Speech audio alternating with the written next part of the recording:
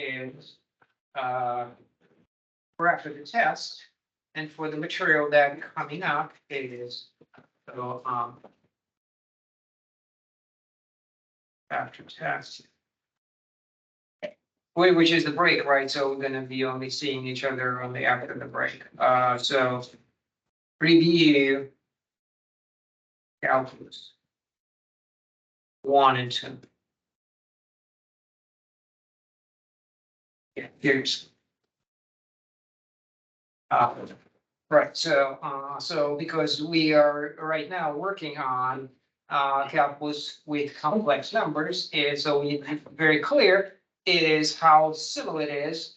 And so to calculus 1 and 2, the calculus over the real numbers, and we just need to so it would be much easier if we just point out what the differences are. Okay. So, but otherwise, it's very similar theory, and so we'll point that out after the test. Okay, so we're finally getting to multiplication. Okay, so it turns out the idea comes in very quickly. We talked so much about linear operators, but then turns out the multiplication does a rotation.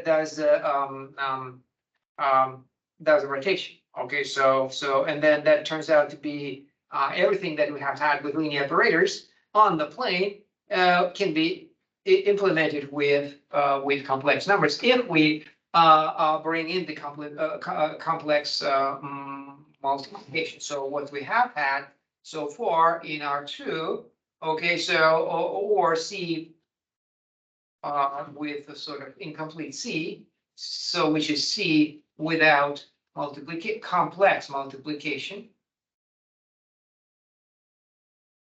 Okay, so then we have addition, and we have of complex numbers, or there are two vectors, and we have also a scalar multiplication. Here K is real. Okay, so that's real multiplication, and this is nothing but R2, the Euclidean space of those vectors that we have been talking about so much. Now we are throwing in the complex multiplication, and what does that have? What does it produce? And the effect is interesting because it could give us a lot of things. So once again, remember what multiplication by a real number is. This is a uniform stretch, right? So every x is multiplied by 2. What does it do to the? Let me capitalize these x, because these are vectors x. So 2x goes to 2x. Stretch it by 2 in all directions. Okay, so that's already a linear operator to begin with. Okay, so we would point at one of the simplest ones, and then where's the rest of them? And it turns out that that's where they might come from, multiplying by complex numbers. So multiplying by I, once again, we're staying within the C now. So this was transformation, by the way, from R2 to R2 that we have done before. Okay, and now we're speaking of a transformation from C to C. Okay, and then so for example, as we would be talking about here, Z to IZ. Okay, Z goes to IZ. That's our transformation. So here's one example of transformation on the when you multiply by a real number, the plane stretch, and when you multiply by let's say this simplest imaginary number I. Then what happens? That's what we saw last time. Turns out to be a rotation by 90 degrees, counterclockwise. Okay. So that's literally how we can recover those transformation of the plane, how we can reconstruct them through a complex algebra. So just example. So I'm picking an example that is more complicated and less predictable, but nonetheless produces the effect of that is now complex multiplication. So this is multiplication by I, means that's imaginary. No real part. Okay, no real part in I. It's all imaginary. This one, I'm multiplying these two numbers and say, let's say the number. X u goes to dx. VU, okay? So in other words, the U of V defines the transformation. V defines the transformation, and then what does it do? and turns out, and it has I there as a part, so that then it says to us, will say to us, then it will actually still rotate, it's still by 90. So let's just carry it out. So I have UV, we know how to multiply two complex numbers. Let's say take U as a sample, and then 2 plus 4I,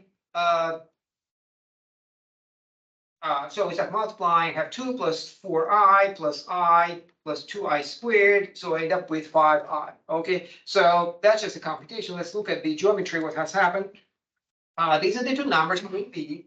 Okay, so let's see what happens to V. I think hold on a second. Okay, so I'm afraid this is the other way around. So the operator itself. So this is the so V goes to V multiplied by. Okay, so the transformation. So C to C defined by or determined by U. Okay, so what? So the question is, what does F do to the plane? Okay, and then let's just see. We take one element, which is V, and see where it goes. Okay, so where does it go? So that's the question. And that the computation produced 5I. Okay, so where does it come from? So once again, U is just there for to know where it is, and then V is we are looking at what happens to V. And as you can see, there are two. That's not 90 degrees, obviously, but as you can see, what has happened is we are first we split our U, and hold on a second. What happened? So so as you can see, that two. No, maybe I was right the first time around. So this is 2, and this is 1. So the real part is 2. Let me just write out about V. V is 2 plus I, real part, and imaginary part. Let's look at the real part. The real part is 2. So what does it do? If we look at the transformation on the right, it is a stretch by 2. So the real part that's we have right here is visible. Okay, and so that 2 serves as multiplication. So my vector V is multiplied by 2, and we see it over there. Once again, it is a multiplication by a real number. Okay, so we don't really need W here. It's a real number, so just a stretch by 2, and then there is a rotation by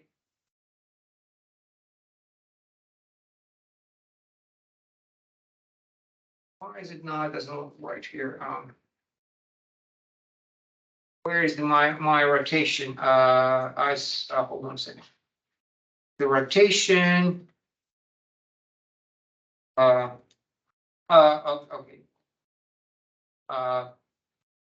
Rotation, and then so if we take rotated, now hold on a second. So multiplying V by the real number W2 is just search with the rotation. Okay, where's my rotation here? So well, okay, so maybe it's not that explicit as one would think, but multiplication by 2 is there, and just so the effect of that transformation is both stretch and rotation. So let's just say that stretch, and then we clarify stretch and rotation. And one part is produced by the real part of the complex number, and the other one by the imaginary. So let's just work out the in the following theorem in a minute. So okay, so first of all, multiplication is, and that's the thing about once again reviewing calculus 1, 2. 1 and 2 for real numbers, and then where does it start? It starts with conversion sequences, and then as you can see, as we already had the diagram before, except that was about addition. Now it's about multiplication, as we would have with complex numbers, as we would have with real numbers, and we have with complex numbers too. And so once again, the words are the same. So the limit of the product is what? Product limits, yes. That's exactly what the left-hand side, this is the right-hand side, right in this equation. Okay. So just like with addition, that doesn't make any difference. You notice that in calculus 1, it seems like addition behaves the same way as multiplication. It seems kind of a bit silly. So in other words, the limit does not interfere with certain algebraic operations. Okay, so except when we did vectors, we had the same thing, only we didn't even think about multiplication because we only had scalar multiplication. So once again, if you want to prove, you just look component wise, and then things work out just in a fairly trivial manner. Then they have a quotient rule. Once again, the same story. We cannot divide vectors. We cannot divide, but we can divide by a complex number. So well, there you go. And so once again, the phrase will be the same. The limit of the quotient is the quotient of the limits. Yeah. Okay. So once again, we have that theorem aligned. Okay. So now, so as we are concerned with rotations. Let's look at the angle. So we represented that complex number. I want to call it C. A plus BI. Once again, A is the real part, BI is the imaginary part. But what about the angles? And we switch to polar coordinates. Okay, that's what might be important. So polar coordinates means R is the distance to the point, and theta is the angle rotated in the counterclockwise direction from the x-axis. So everybody has seen polar coordinates before. Everybody? Okay, so that's exactly, so if we have x, y, and so if the Cartesian plane has alternative representation, a coordinate system, then so does the complex number system. So it's a way to represent the vectors or points or complex numbers by two numbers. So if it was A and B, right? A, B, either maybe like this, okay, or now just theta and R. Okay, so naturally knowing a bit of trigonometry will give us the transition formulas, and they're not really nothing new about it except the terminology that we use. We call R the modulus, and we call theta the argument. Okay, so of that P. If P stands for a complex number, then R and theta, I don't think in complex numbers they have special names, but in complex number theory they do. And so once again, the modulus, it's also known as, what is it? It's the same as if it was a vector, it was the magnitude. So magnitude of vector,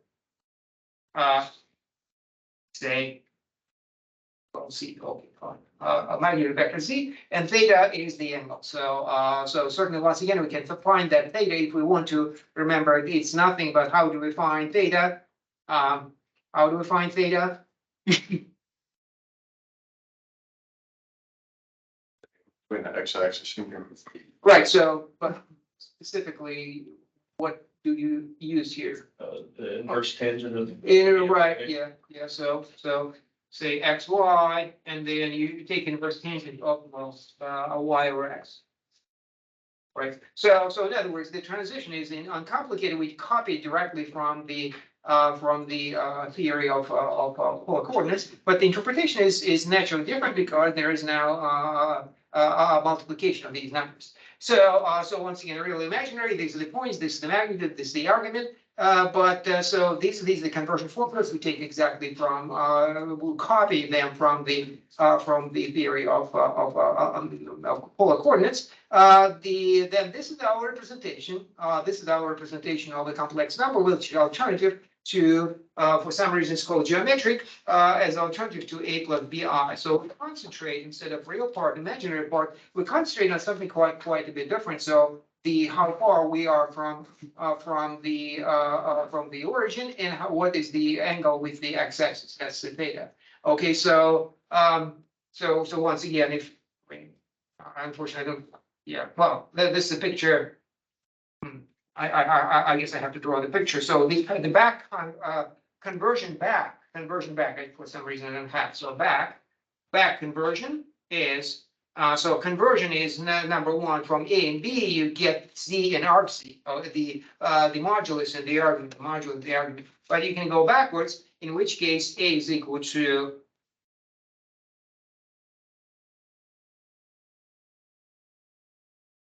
A is this, so this is A. So X is A plus BI.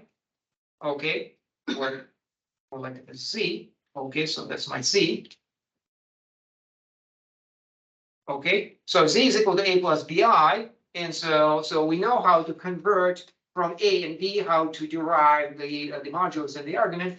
What about backwards? How do I get A, the real part? From minus Z. what? No. This is my A, and this is my B, and this is my theta, and this is my R.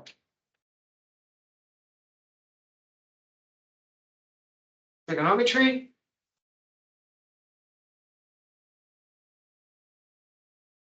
Right triangle with the two sides A and B, the hypotenuse R. And I need the base length.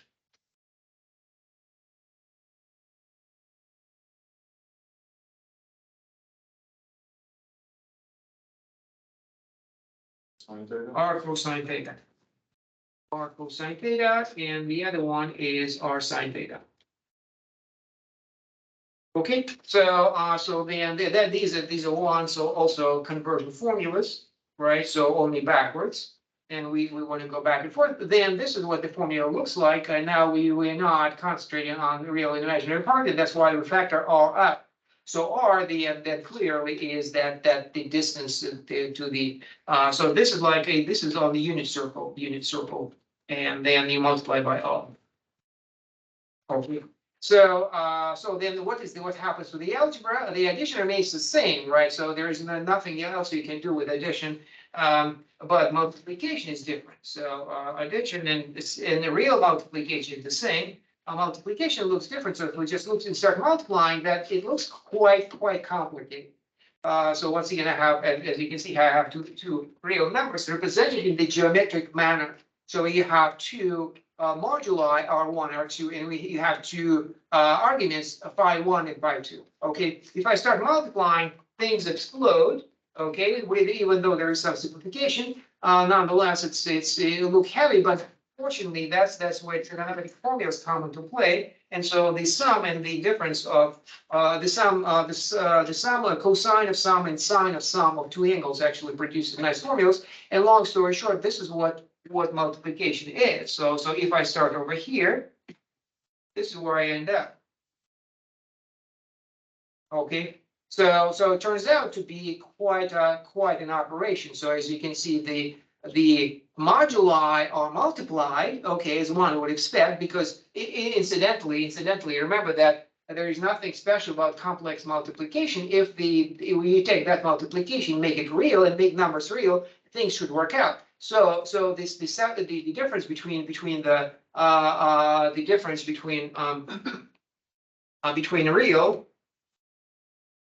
real and complex used to be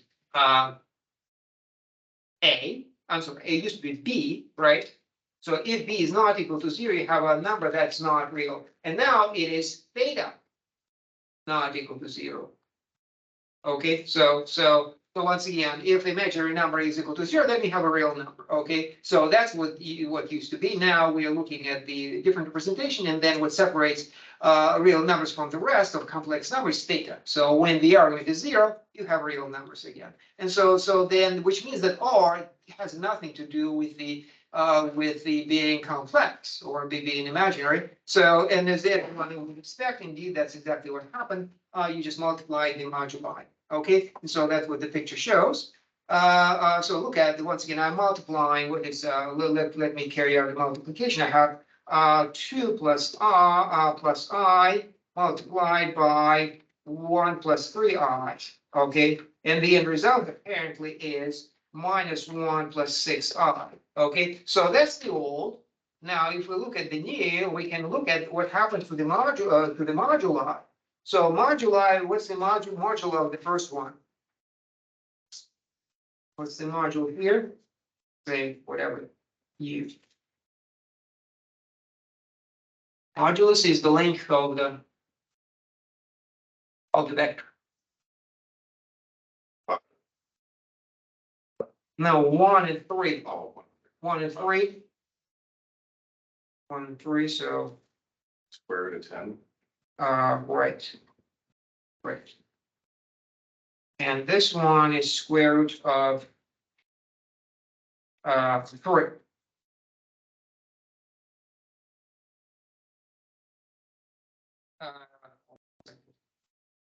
1 and 3.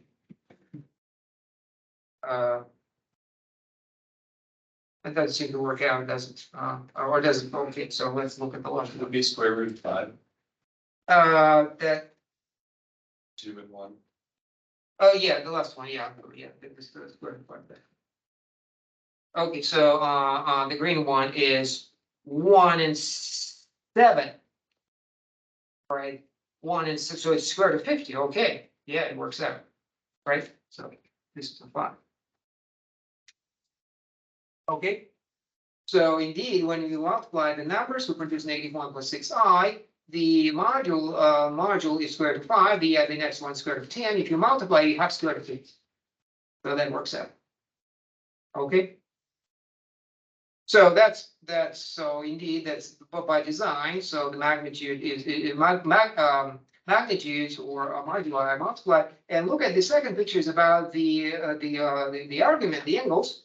And you can see what happens to the angles. So the red and the green, you can see what has happened. How do we get from red and blue to the green? So this is A, and the blue one is B. Do you see how we got where we did this, and this is my C. Do you see what this is?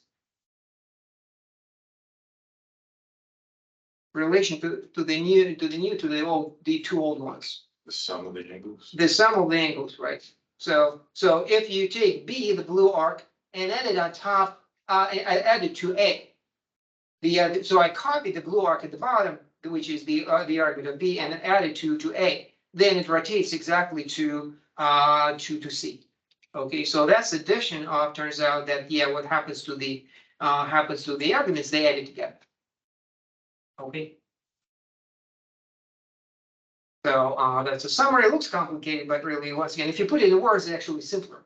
When two complex numbers are multiplied, their moduli are multiplied, and the argument are added.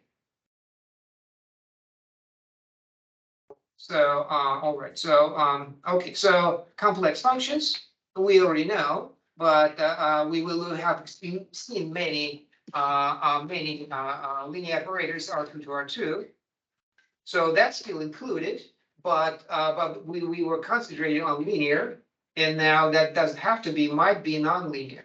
Okay, so we are not limiting ourselves anymore, right? We're doing calculus, and the calculus does not limit does not limit us to linear behaviors. Okay, so let's look at some functions then. Nonetheless, as examples, let's take these as examples of complex transformations. So a shift, remember the shift? Okay, so the transformation of the plane. So this one is what you might see in calculus, calculus 3, that is. And then it is a shift of the plane. We looked at it for a moment. But then if you are willing to do it in terms of either vectors or in terms of complex algebra of complex numbers, then you just add a vector and then everything shifts. That's not very interesting, but this the flip, for example, this is a vertical flip. Look how the function is quite interesting, actually.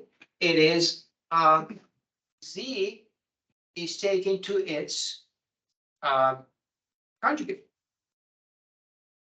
So it matters which way we actually flip, and it looks quite a bit different. So this is xy goes to x negative y. Okay, so in other words, does this. So what is the complex counterpart of that? And it is f of z goes to z conjugate. Remember that what the conjugate is. These are two conjugate complex numbers.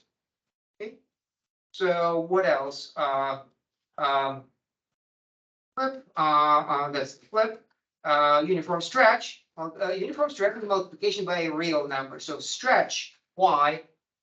It is a real idea. The idea comes from real numbers. A stretch, you can stretch by 5, 7, whatever. You cannot stretch by I. Okay, so that's why uniform stretch is actually a multiplication by one single real number. Okay, so rotation. Now rotation. Remember, we had actually a table for a matrix. Remember, a matrix for rotations. And then, but we can do it from scratch. We already know that multiplying by a complex number will give us rotation. And indeed, if you look at it, let's look carefully. Suppose this is my function. So z is given as the input, and z naught is some fixed number. Z naught is given. Okay, so if z naught is equal to, let's say it has magnitude module of 1.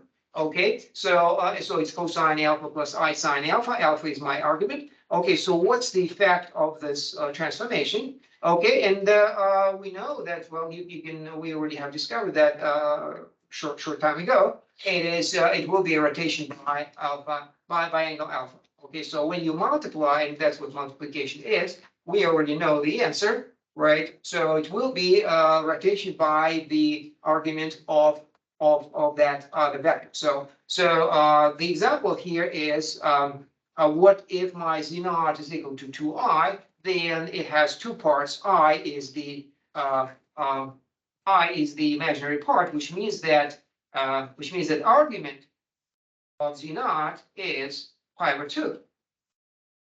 I pointing in the opposite direction, the angle is pi over 2, and therefore the rotation will be by pi over 2. Okay. In the meantime, the module is 2. Okay, and so we also know what it does. It is then distractible by a factor of 2. So that's roughly what the picture is supposed to. You're supposed to visualize what's happening. So the blue is the original plane, complex plane with a circle drawn on it. Then what happens under the multiplication by 2i? It rotates 90 degrees and stretches by 2. Okay, so that's why those arrows are supposed to point out that it kind of goes this way, but also goes out because the new circle is bigger. Okay, so that's what complex numbers do. Okay, so all right. Okay, so these are just examples. In general, what is a complex function? It is actually a combination of two real function of two variables. Okay, so once again, we are not surprised by this. We've seen so many linear operators. We know that 2 inputs, 2 outputs is what we actually expect. Okay, and that's exactly what it is. Complex numbers, after all, is a combination of real numbers, u and v. And so if that's the case, then so is the output. So the input is a combination of two real numbers, a input, two real numbers, output. So for each input, then you run through these u and v two real numbers. You run them through a certain function f, which gives you a real number, which happens to be the real part of your output. Okay, and then over here, the other function runs and gives you another number, which will be the imaginary part. Okay. So then yes, that's one can be reduced to another, because f and g are like two functions of two variables. They are represented by surfaces. Everything is real, but how do you combine them together? That's less than none. Projections. So you can project on the real part and the imaginary part. And then polynomials. Now we're looking at polynomials differently because now, and that if you want to emphasize it, you emphasize it by that sometimes when you switch from real numbers to complex, replace x with z. Okay, so to make that point, use notation that reveals something. Okay, so just as when we did with vectors, we would use capitals to indicate that these are vector, not numbers. And here, and so if we were speaking of functions that the variable which is complex, not real anymore, then you have you might rename the variable. And so usually that we rename x, the input variable, to c. Okay, and then but the formula is the same. right? So in this case, this actually is a quadratic polynomial with real coefficients. So P and R are still real coefficients, but Z now can be an input. Since we have all the algebra of complex numbers sorted out, they make perfect sense. Then we can plug in the real numbers into the same formula, so complex numbers into the same formula, and just see what happens. And we have automatically we have a new complex function, but the old real function is still there. So this old x real, okay, and then new f of z, it's a new z squared plus pz plus q. Okay, so the old function is still there, present. And frankly, we don't really have, if we were to visualize the new function, then we would be stuck pretty badly because of the dimensionality. Already, when we were doing mini algebra, we got into that problem, what to do when you have two inputs, two output, two-dimensional input, two-dimensional output. So you have two planes, and then together they form a four-dimensional space for you to plot. So the best we can do is when the domain becomes complex, this is the real domain, which is a part, remember, of the complex domain. So what I could try to do is do this maybe. So imagine that. So that parabola is actually hanging there and maybe going through the plane. So when we point out that the x-axis, and this is indeed the x-axis, we are actually looking at only a slice of the actual domain, of the complex domain. So if you look from above, this is my x-axis, and then I throw in the real part. So there is no name for it, but this is the whole thing is z. Okay, so if this is the x-axis, then this is the domain. And we plot in the complex domain. We only plot what you see, the picture that I have here was the plotting of the real domain as well as real codomain, right? Because if you input real numbers, the outputs are also real. Okay, and that's why the whole picture is only two-dimensional. X one-dimensional and Y, both of them are real. Once we allow ourselves to plug in complex numbers, then unfortunately the output is also complex, and which means that we have four dimensions. With the difficulty, I was able to plot something that's three-dimensional. Four-dimensional is not an option. So at best what we can do is to concentrate on the. So I took care of the domain. Okay, so it at least looks two-dimensional, right? And so then each of the elements of z's on the domain will have one complex output. So that creates a four-dimensional situation. So the best we can do is this: ignore the imaginary part of the output. Okay, in which case we end up with the surface. So once again, this is the complex domain. Okay, and what this is the real part of the codomain. Okay, so then the orange one, look at the orange one, the meaning of the orange curve, that's the old real value function. Okay. So it is a slice of that surface. When you will plug in real numbers, so this is my real numbers are here. So the codomain is complex. One line of it is real numbers, and then among the outputs, we don't even see any imaginary outputs. We only see the real outputs. Fortunately, that slice, that orange curve, is exactly where we came from. So these polynomials we see here, they are still present here, but only as slices of our surface. So long story short, we have calculus of complex.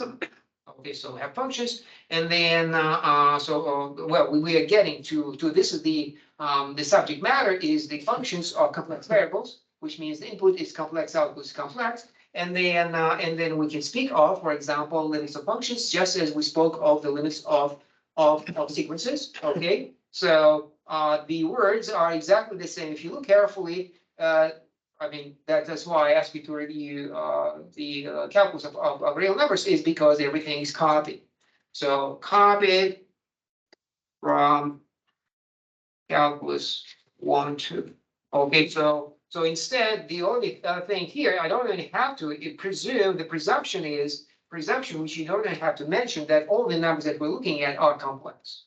Okay, so well, n is not complex, but x is complex, and so z is complex. All of these numbers are complex, and that's the difference. But the words are otherwise are the same. We have functions, we have limits of functions, we have limits of sequences. The language is the same, the algebra is the same, so that's where we're heading with this one. I hope these are very familiar to you.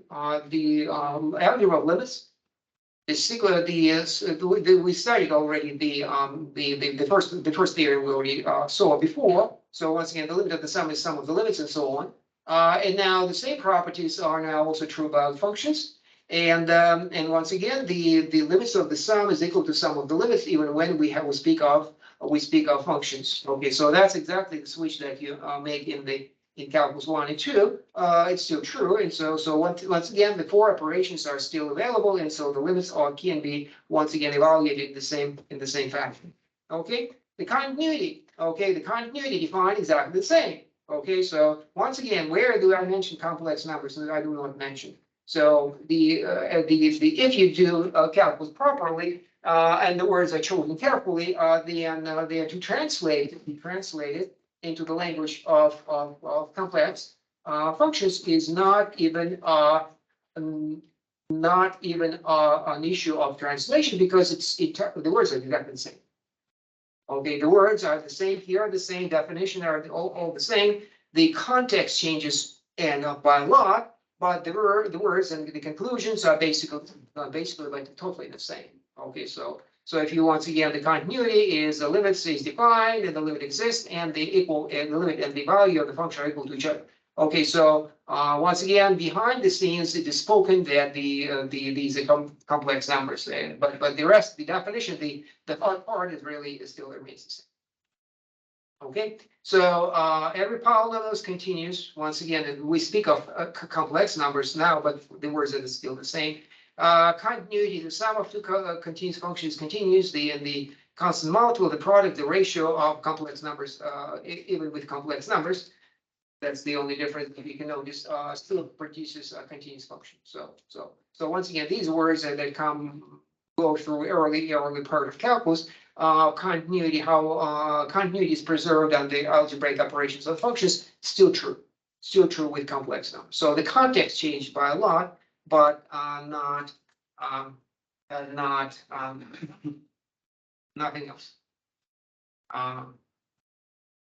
Changes, not, well, really nothing else for now, at least. For now, so intentionally I put forward the first things that are the same, and then we'll point out what the differences. There are certain differences. Okay, so complex calculus. So from the convergence, continuity, we move on to issues of calculus, which is the derivative. Okay.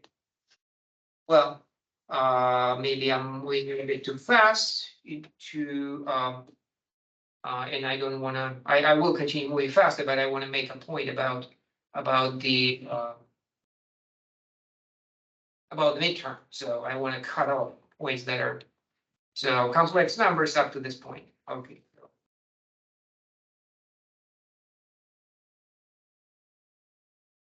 Okay, so the complex numbers part of the test, but not functions, not limits, not calculus of complex functions. Okay. Okay, so once again, moving fast from a familiar business, hopefully. And now the derivative.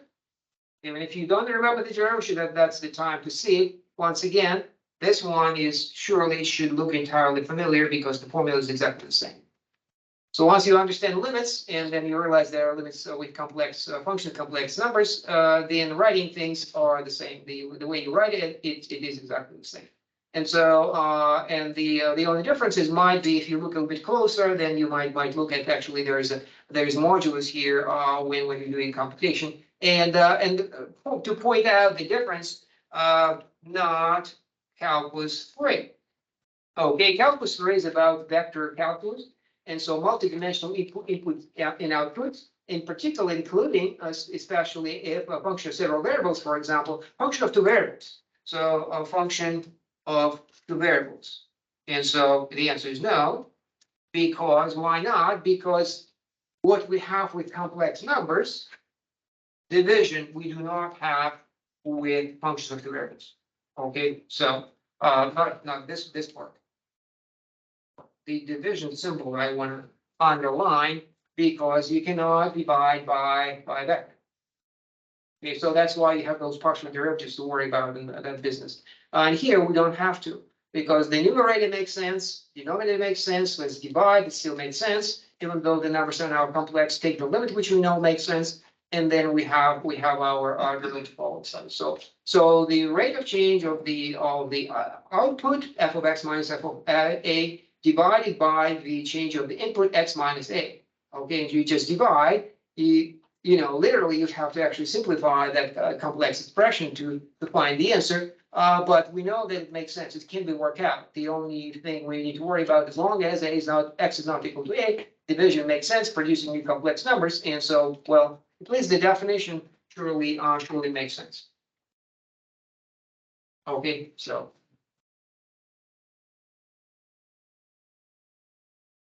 So differentiation replace continuity.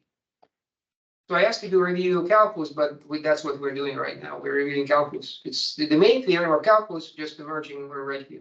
So differentiability implies continuity. Okay. So once again, just computation works exactly in the same manner. So if you were to do cancellation, let's just refresh your memory how we compute derivatives. That's how, if we do it from scratch, and once again, just how you do it in calculus, at first you compute derivative from scratch.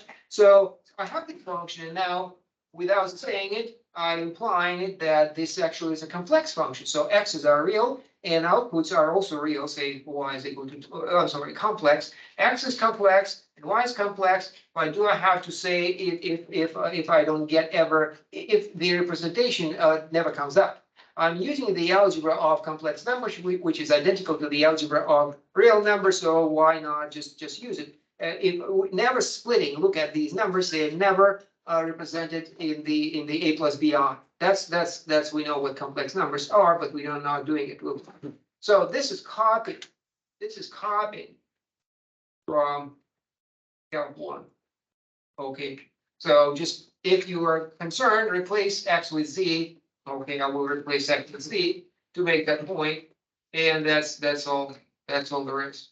Okay, well, so to emphasize the point that z is complex, not real. And naturally, if you go to a specific number, then I could evaluate as I did here. I evaluated 2, which is a real number, but I could also do, and that is an exercise, f prime of I. Okay, so there will be once again no difference. It will be f of I plus h, which is negative I plus h minus I plus h, and on, and then f of I is equal to negative I squared minus I.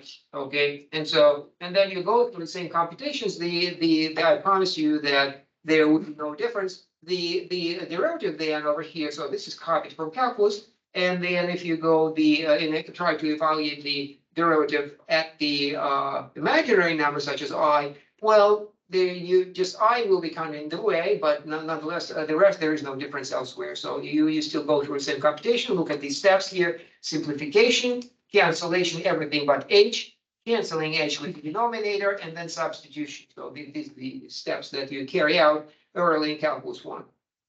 And then later in calculus 1, what happened? You got tired of computing limits. Remember that, anyone? And you were in loop for what? formulas, shortcuts, here's one. What's the difference? Does it look any different from the formula in the, in calculus one? No, it does. It's not. The proof, exactly the same. Once again, it's copied. The rules of differentiation, once again, derived in exactly the same manner, they still hold. There's absolutely no difference. So the sum, the derivative of the, once again, if you want the words here, derivative of the sum is the sum of the derivatives on the one hand. On the other hand, then the bottom two formulas are different, but they look exactly the same as in calculus one. Okay, derivative of the polynomial, once again, the derivative goes down by one. So now the problems that you solve in calculus then weirdly are not applicable, right? So motion, well, what's the point of looking at the complex numbers if you're considering motion of an object? It's moving through real space represented by real numbers, and the time is also made of real numbers. So there is no need for complex numbers.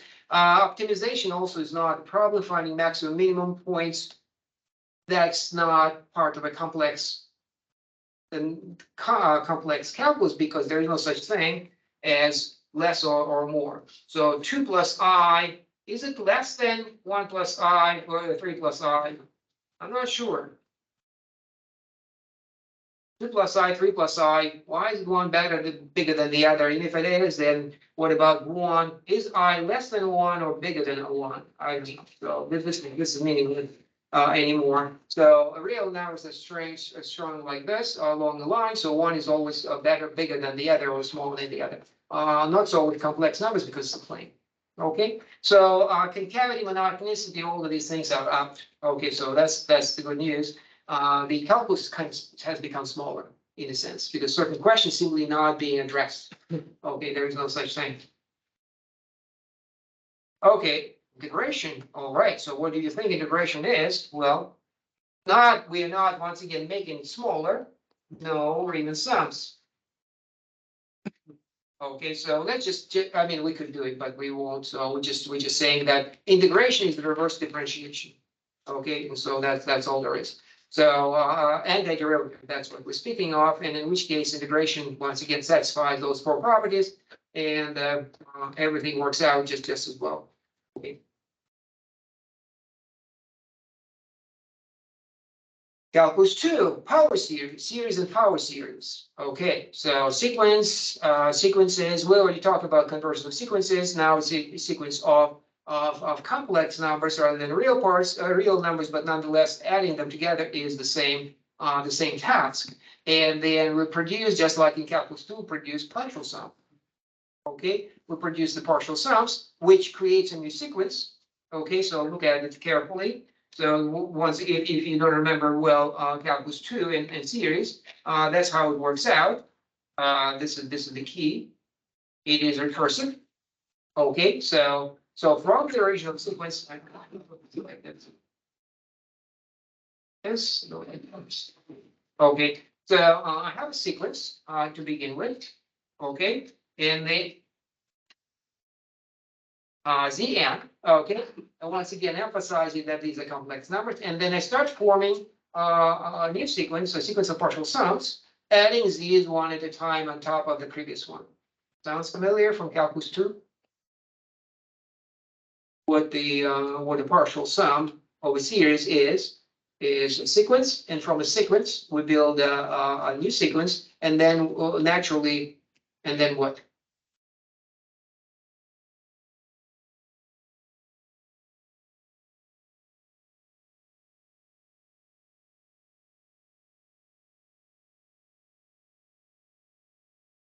A sequence, let's say 1, 1/2, 1/4, 1/8. So that's the real part naturally, and then I start going and adding them together. I have 1, 1 and 1, 1 and 1/2, and 1 and 3/4, 1 and whatever 7/8, right? So this is Zn, and this is Pn. Okay, and so what's the point of the second sequence? It converges. It converges, right?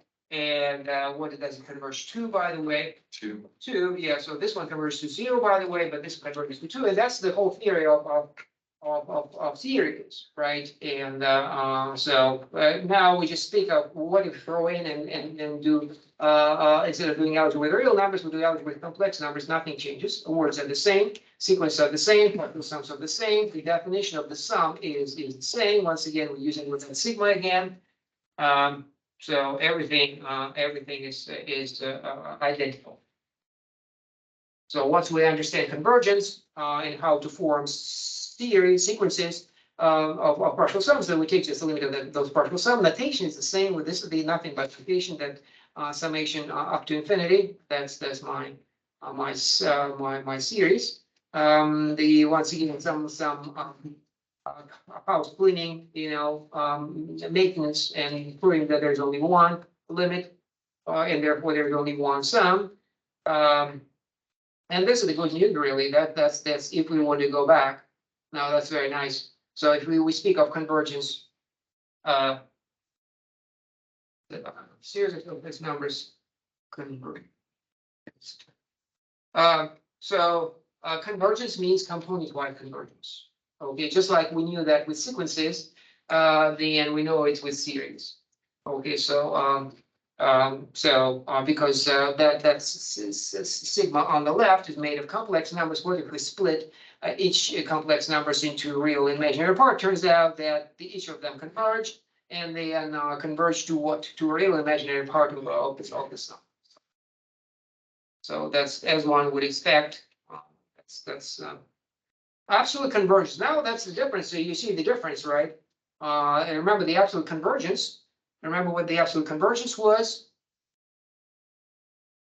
That was 2. Convergence of absolute values. When you speak of real numbers, when you speak of complex numbers, and instead of absolute values, you have moduli. Okay. So in other words, the argument, the rotation doesn't matter. Only the distance to the origin matters. Okay. So once again, in the real world, that's what we had, xi, and then absolute convergence meant this. That's calc 2. Okay, so convergence of the absolute values, but it looks kind of the same almost because there's only one to two direction. You know what the meaning of the absolute value is to get rid of the direction. Okay, with the real numbers there are two directions that we make absolute value, so everything points in one direction. Here it is not as easy because there are many directions. So how do we get rid of the direction? We concentrate entirely on the distance to the origin. Okay, and so that's what the modulus is. And so we're using the notation that also, remember, it is applied and it is identical to the magnitude of the vector, fortunately. Okay. So, all right, so the algebra series holds, but as you can see here, multiplication works by complex numbers. What there is no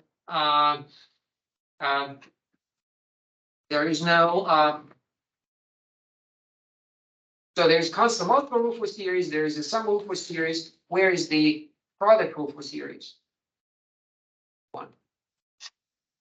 Why don't we see that?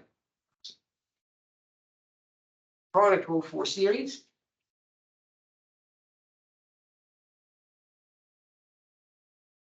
In calculus 2, there is no such thing as product rule for series. So you can do limits, you can do differentiation integration. Well, actually, there is no the product rule for integrals also doesn't exist. Because it's basically too complicated. So when you start multiplying, you get one series here, Sn and Tn here, and you start multiplying them. So the number actually expands in two directions, not in one direction, which is easier to handle, such as in these, but you actually start multiplying them, and so they increase in a different fashion. So you have an array of values. You have to add those values. You don't add a string of numbers, but your summation actually becomes a summation of an array, infinite array in two directions. Okay, so that's what it's supposed to be, and so that's why we don't do that. So, all right, so genetic series. as we just mentioned, if you add 1/2 to 1/4, 1/8, it gives you 1. And here similarly, but now we say it doesn't really matter. It could be a complex number as well. So you can do once again multiplicative, one multiplied by a complex number, and you by this complex number again and again and again. That's ratio, and then you add them up together and see what the result is. And here's in the now we are as you can see, the answer is the same, by the way. There's a formula. There's a formula for anybody remembers the formula?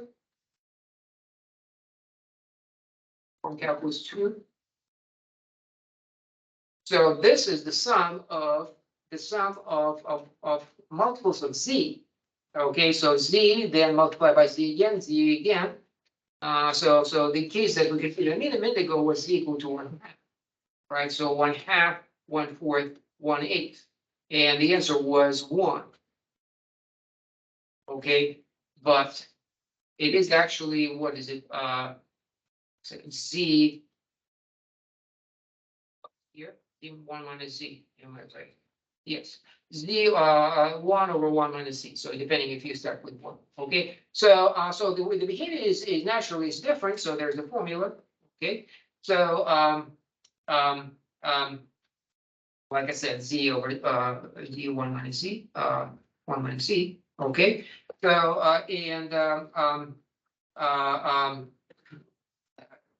this is what it looks like if you just look at the sequence. That's what we started with today. Multiplication by a complex number rotates everything.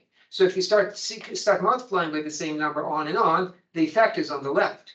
So it produces a sequence that goes in a kind of a spiral fashion. Spiral fashion, maybe in or maybe out, depending on the modulus. When the modulus is larger than 1, it will be spiraling out. When it's less than 1, it will spiraling in. Or if the modulus is equal to 1, then what? A kind of a circle will come back, right? So in this case, you can see that, or that orange one, it's a multiplication by I. This multiplication by I right here. And so you just make 4 steps and come back, and 4 steps come back. You can multiply by, say, whatever, square root of 2 over 2 plus square root of 2 over 2i. That's once again the magnitude is equal to 1, and therefore that's a pure rotation. And so once again, will make 8 steps and then come back. Okay, so the rotational motion. But that's really not what we care about. They will be either converging to 0 or to infinity. But if they converge to 0, you start adding them up together. What does that do? And the answer is, as you can see, it looks a bit complicated. This is what the series looks like. Okay, depending on where you start, some of them will run away. As you can see, that's to be expected. Some of them will converge, and it is also still possible that you end up with some kind of a divergence or a circular divergence, as you can see that the blue one. But typically, you can see convergences. This converges, that one converges, this converges. So they do converge, even though because of the rotation that becomes smaller and smaller and smaller. Okay, so you do require the module to be less than or equal to 1 for convergence. Okay, so that's what I'm talking about. So this series might also converge, and then in which case you have the same formula for the sum. So this is what it is, geometric series. With r equal to z, and then as long as the modulus of z is strictly less than 1, then it will be convergent, and otherwise it will be divergent. Okay, so and that's the thing about the what you see in calculus 2 is the point of the whole thing, the whole business of series is to reconstruct our function. Okay, so if we start with this function over here, then that can be represented as a sum of a series of functions now. So z is a number, but doesn't matter what number z is, it can be carried out, and as long as z lies within a unit circle, it will converge, and therefore what's on the left is the same as what's on the right. Okay, almost. So the question that always comes up is. It's not the same, What's the difference between the left-hand side and the right-hand side?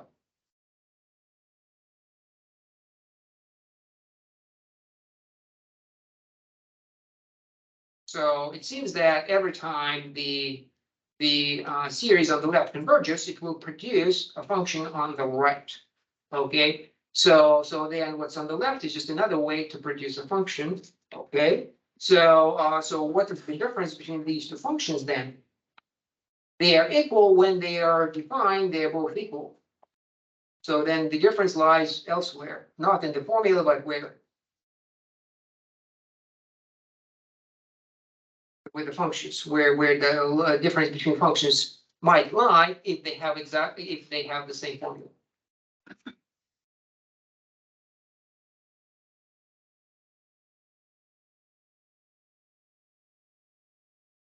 In the domain of the. The domain is the difference. Yep, because the one on the left can only be defined within that pink circle, right? The one on the right, I could plug in 5, for example. I could plug in 5 here, it's equal to 5, it's okay.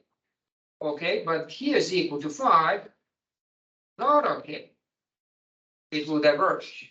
So just like in that issue that comes up in calculus 2, it's still there. So the function has more values than the series, but nonetheless, that representation simplifies things. And for what is the purpose? Why would we go in this direction here? And the answer is, what is the purpose of representation of a function by means of a series like this? It's called a power series, by the way. So remember calculus 2, the point of series, not how it works, why it works, but what is the purpose?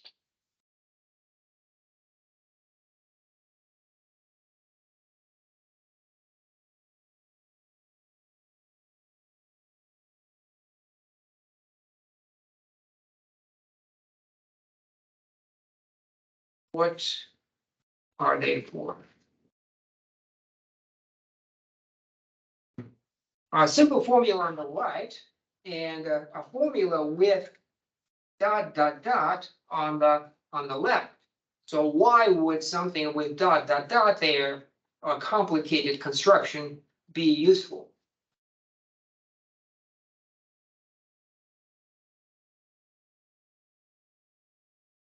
So I could write sine x starts with what is x plus something, and then cosine x starts with 1 and then something. And then you have tangent, you have ex starts with 1.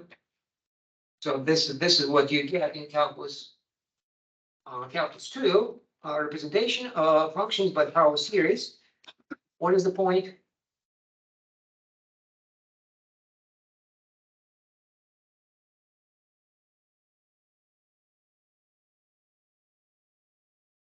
Anybody remembers? So did you get to use it in any way?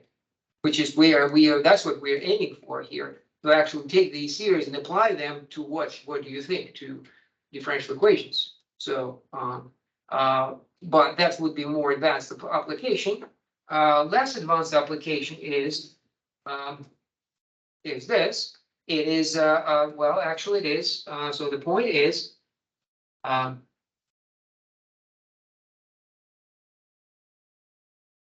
approximation. Okay, just because we know what those functions on the left are, doesn't mean that we know them how to compute them. We know how to define them and how to do it by hand, but what do you put in your calculator? Okay, so do you remember how we just talked about the definition of sine? So you draw a circle and then you took a look at the coordinate that this is cosine and this is sine. Well, your calculator is not going to be doing that, right? So you need some kind of, basically you need a table of values. Before, calculators that had big, anybody has seen a book like this thick, filled with nothing but numbers? Have you seen it? So that's used to be calculated. So every function was pre-computed. Okay, so then whenever you need sine of 3, you look it up and here it is. So how do you compute them without actually doing geometry and measuring? It's pointless. So then this is it. So with the accuracy that is known ahead of time, presumably, you just need to take as many terms as necessary and then look at the operations on the right versus the operation on the left. On the right, we have just the usual addition and multiplication. Okay, so can be computed with a calculator or by hand. Okay, so that's, you can do it on mass with a computer if you want to. And then through that is how, that's what's in your calculator. So you type sine x, what's happening inside, you type sine for it, okay? What's happening on the inside, there's a roughly speaking, at its simplest, there's a series there that is being computed in the operations that are familiar to the computer. Okay, so once again, addition, subtraction, multiplication is those operations. Division is not so good, by the way. If you ever try to do division on a calculator, try to divide, don't divide by zero, divide by a number close to zero. Okay, so, and then it might still be as bad because it might not be able to tell the difference between this number and zero, and then the number might come out too large or something like that. And so division is also not good as far as the operations are concerned. Because you divide 1 by 3 and you end up with infinitely many decimals. Okay, so if you approximate 1 and approximate 3, that's not gonna help you. Same with they call, by the way, the transcendental functions for that reason. You know, the Stewart calculus and the early transcendentals in reference to these functions. Okay, so but they're we can define them, we need them, but we cannot compute them by any other manner, but by means of an approximation. And so once again, the roughest approximation of the exponential is 1. Then if you need more accuracy, you go 1 plus x. Then it goes quadratic approximation, e at x squared over 2 approximation. So what are these series called? Power series, also known as, what's the term from calculus 2?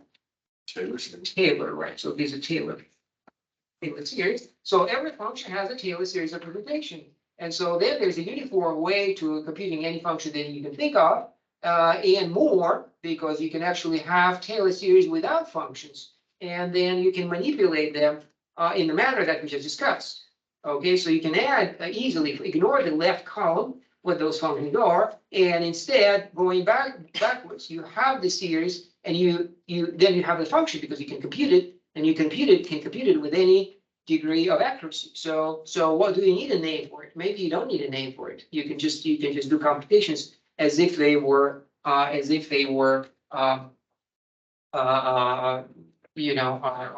So there are infinite many terms, but we know how to add them. So that's really not much of a problem. And so that's the purpose, and that's why we did that in calculus 2. This is the sum of the geometric series. This is the representation of sine and cosine. But now, and that's a way to jump also on the topic where we are, is what is the meaning of sine of y? You ask. Now we have sine of real numbers. What is the sine of complex numbers? And that's unclear until you take that series and plug in I in it. So just plug in I, and then you're done. And then that produces a complex number. And so the sine suddenly has the complex domain. And so that's cosine. So that's the exponential function.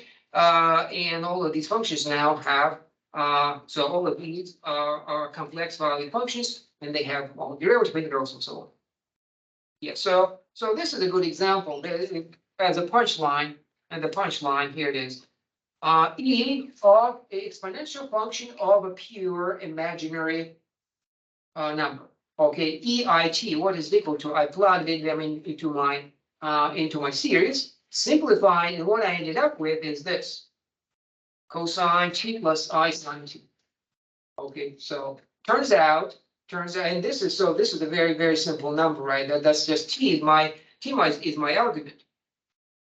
Okay, so the punchline of this is really that you don't need trig functions if you have exponential functions. So exponential function actually absorbs trig functions into itself, and so complex number calculus is simpler in that sense. Okay, so I'll stop here. See you after the break.